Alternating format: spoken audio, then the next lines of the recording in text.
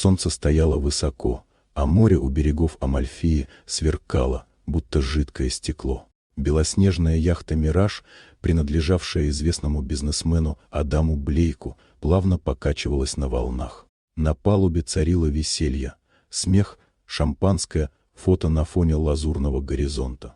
Но для одной из гостей, Эвелин Блейк, матери хозяина яхты, праздник обернулся тревогой. Женщине стало душно от шума и толпы. Она отошла к борту, чтобы вдохнуть морской воздух, поправила шляпу и, опершись на поручень, закрыла глаза. В этот момент легкая качка качнула яхту. Доска под ногами скользнула, и Эвелин, потеряв равновесие, повисла над водой, цепляясь за перила. «Помогите!» — выдохнула она, дрожа. Но музыка и смех заглушили ее крик. Рядом оказалась лишь Лиана, жена ее сына. Молодая, эффектная, холодная, она остановилась у поручня и долго смотрела вниз. Ни паники, ни страха, только легкая тень на губах, похожая на усмешку. «Пожалуйста, я не умею плавать», — прошептала Эвелин. Но Лиана не шелохнулась. Лишь спустя несколько секунд произнесла почти спокойно: «Не волнуйтесь, все под контролем».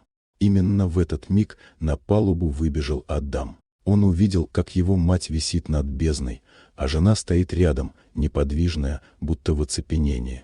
Мужчина метнулся вперед, схватил мать за руки и вытянул ее на палубу. Эвелин рухнула на настил, захлебываясь воздухом. Адам опустился рядом, дрожа от злости и облегчения. Затем его взгляд встретился с лицом жены. «Ты просто стояла», — тихо сказал он. В его голосе звучала угроза. «Я растерялась», — ответила Лиана, пожимая плечами. Все случилось слишком быстро. Но он видел, она не растерялась. Она наблюдала. Позже, в каюте, тишина была такой густой, что слышно было только шум моря за бортом. Эвелин, кутаясь в плед, все еще дрожала. Адам ходил из угла в угол, не находя себе места. Лиана сидела напротив, бледная, но гордая. «Ты смотрела, как она умирает», — сказал он наконец, — «и ничего не сделала». Она подняла глаза, пытаясь удержать холодный взгляд. «Я не обязана», — начала она, но не успела договорить. Адам резко повернулся, в глазах пылал гнев. «Не обязана спасать женщину, которая дала мне жизнь».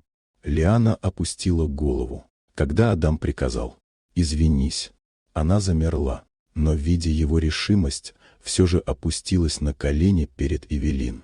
«Простите, я не хотела», — прошептала она. Свекровь лишь отвернулась. Слезы молодой женщины упали на палубу, но никто не дрогнул. Адам выпрямился. Его голос был тих, но тверд. «С этого дня ты больше не моя жена». Она подняла глаза, в которых блестела ненависть. «Ты пожалеешь», — прошипела она. «Без меня ты никто. Пока рядом моя мать, у меня есть все», — ответил он и увел Эвелин в каюту. Солнце медленно опускалось за горизонт. Море шумело так же спокойно, будто ничего не случилось. Но на борту яхты «Мираж» все изменилось навсегда. Семья, казавшаяся идеальной, в одно мгновение рассыпалась под тяжестью молчаливого равнодушия.